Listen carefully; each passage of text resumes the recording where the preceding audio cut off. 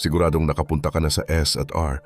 Alam mo ang feeling, yung malaking cart, yung malalaking pack ng mga produkto, yung amoy ng pizza habang naglalakad ka sa mga aisle. At siguradong nagtanong ka na rin sa iyong sarili, bakit kailangan pa ng membership card para makapasok dito? Bakit hindi ka basta-basta makapasok ng walang bayad? At bakit sa lahat ng pagkain na maaari nilang ibenta, pizza pa ang pinili nila? Pero heto ang hindi mo alam, ang bawat detalye sa loob ng S at R, ang layout ng tindahan, ang pizza, ang membership fee, ang lokasyon ng restaurant malapit sa exit, ay hindi aksidente. Bawat isa ay maingat na dinisenyo para sa isang layunin, para mapagastos ka ng mas malaki sa bawat bisita mo. At ang kwento kung paano nagsimula ang S at R, kung sino ang mga taong nasa likod nito, at kung bakit binili ito ng pure gold sa halagang 16.5 bilyong piso, ay mas nakakaaliw at mas nagpapaisip kaysa sa anumang produkto na makikita mo sa kanilang mga shelves. Tara, alamin natin ang buong kwento. Para maintindihan natin ang S at R, kailangan muna nating pag-usapan ang dalawang pangalan, Saul Price at Robert Price, ang ama at anak na duo na nagtatag ng Price Club sa Estados Unidos. Ito ay isang malaking kumpanya. Naging pampubliko noong 1980. At noong 1983, nag-merge ito sa Costco para maging Price Costco, ang isa sa mga pinakamalaking warehouse retailer sa buong mundo. Pero bago pa man mangyari ang merger na iyon, may isang tao na nagbigay ng malaking kredito sa modelo ng negosyo na ito. Si Sam Walton, ang founder ng Walmart, ay personal na nagpuri kay Saul Price. Sinabi niya na si Saul Price ang tinatawag niyang father of this industry, na marami siyang natutunan mula sa business model na pioneered ni Saul Price. Isipin mo yon, ang founder ng Walmart, isa sa mga pinakamalaking kumpanya sa kasaysayan ng mundo, ay nagbibigay ng kredito sa isang lalaki bilang kanyang inspirasyon.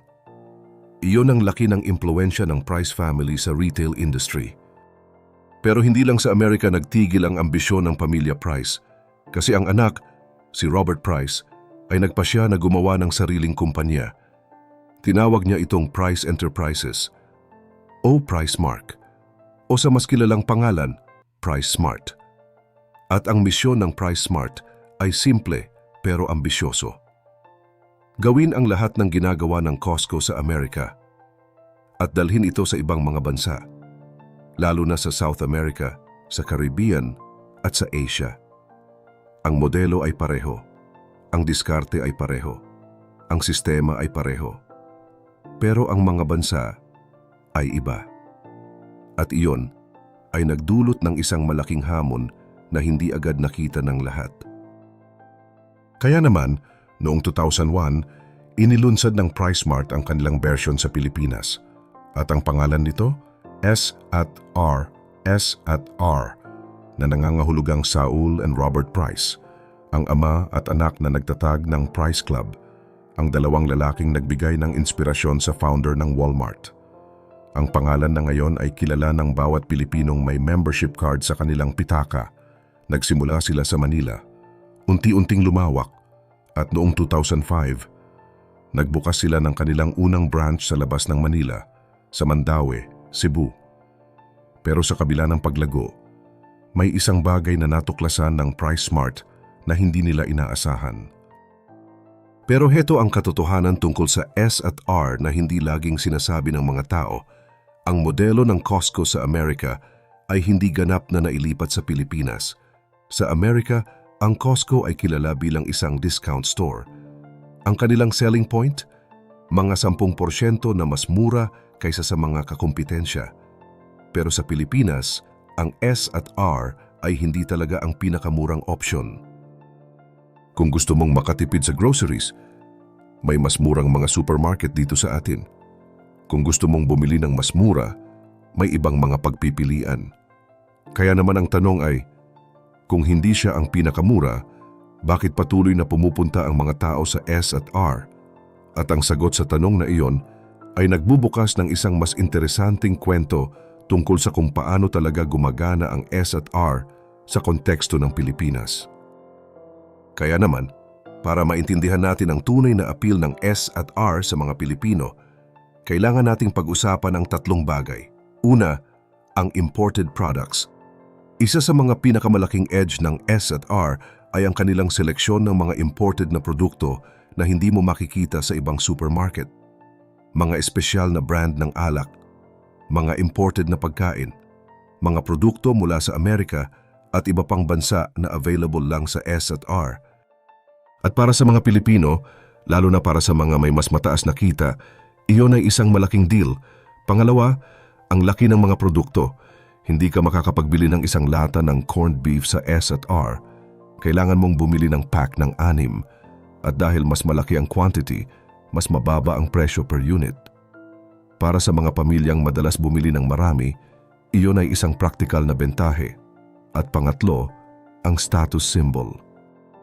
Pero heto ang parte ng kwentong ito na pinaka-interesante. Kasi ang S&R sa Pilipinas ay hindi lang isang supermarket. Para sa maraming Pilipino, ito ay isang status symbol.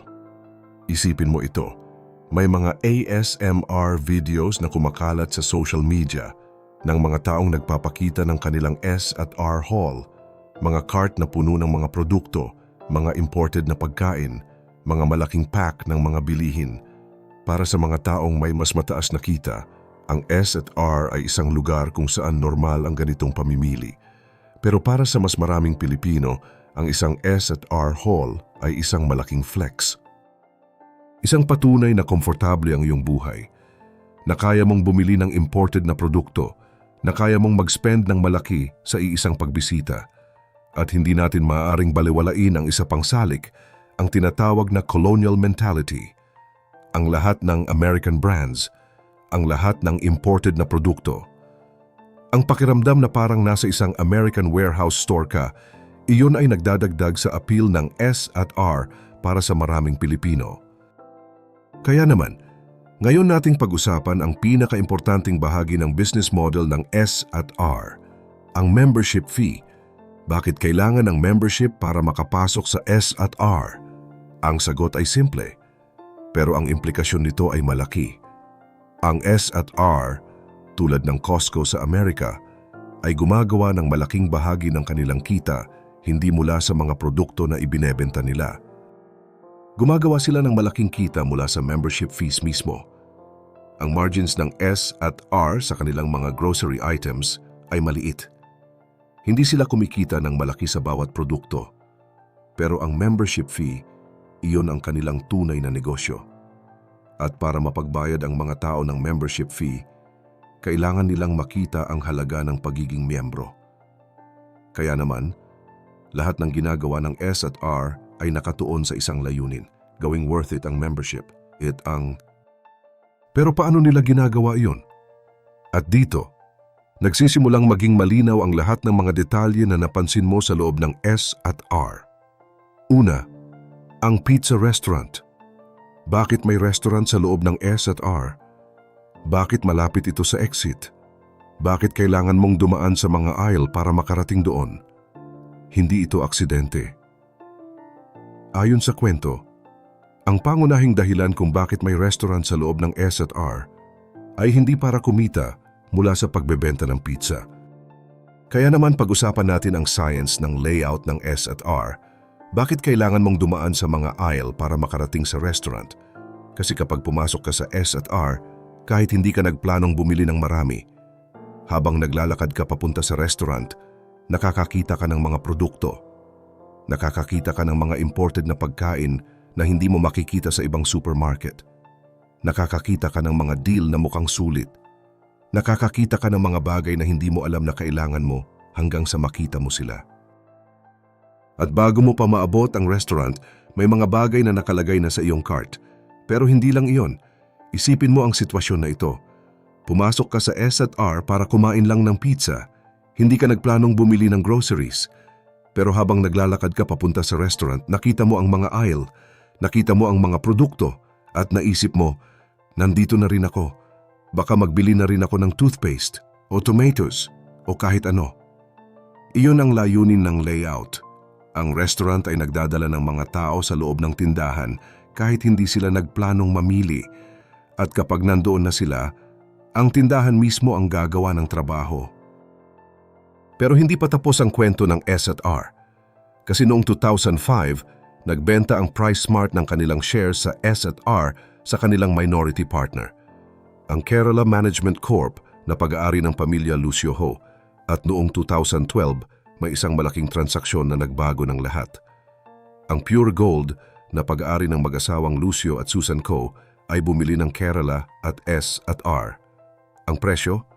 Mahigit 16.5 bilyong piso. Para sa isang kumpanya na nagsimula bilang isang bersyon ng Costco sa Pilipinas, iyon ay isang napakalaking halaga. Pero para sa Pure Gold, iyon ay isang investment na may malinaw na lohika. Kaya naman, bakit binili ng Pure Gold ang S&R? Ang sagot ay nasa market segmentation. Ang Pure Gold ay isang supermarket na naglilingkod sa CDE market, ang mas mababang income group. Ang mga ordinaryong Pilipino na naghahanap ng abot-kayang mga pagkain at pangunahing pangangailangan. Ang S&R ay naglilingkod sa AB market, ang mas mataas na income group. Ang mga pamilyang naghahanap ng imported na produkto ng mas mataas na kalidad ng karanasan ng pamimili na naiiba sa ordinaryong supermarket. Dalawang magkaibang market, dalawang magkaibang brand, dalawang magkaibang karanasan, pero sa ilalim ng iisang kumpanya. Para sa Pure Gold, ang pagbili ng S&R ay nangangahulugang mayroon na silang presensya sa bawat income group sa Pilipinas. Kung ikaw ay ordinaryong Pilipino na naghahanap ng abot-kayang groceries, Pure Gold ang para sa iyo. Kung ikaw ay may mas mataas na kita at naghahanap ng imported na produkto at premium na karanasan, S&R ang para sa iyo. Isang kumpanya, dalawang mundo, lahat ng Pilipino. Iyon ang lohika ng 16.5 bilyong piso. Ito ang kwento ng S&R. Hindi lang kwento ng isang membership shopping club. Ito ay kwento ng isang business model na maingat na dinisenyo. Mula sa layout ng tindahan, hanggang sa lokasyon ng pizza restaurant, hanggang sa membership fee, para sa isang layunin. Mapagastos ka ng mas malaki sa bawat bisita. At ang pinakakahanga-hangang parte, gusto mo pang bumalik.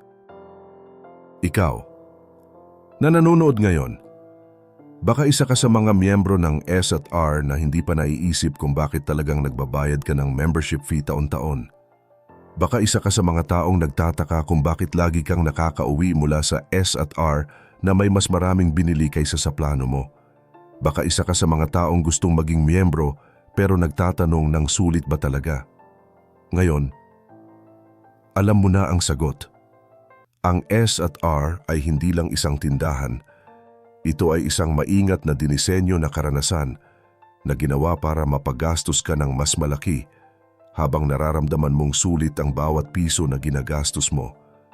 At ang katotohanang patuloy kang bumabalik ay patunay na gumagana ang sistema.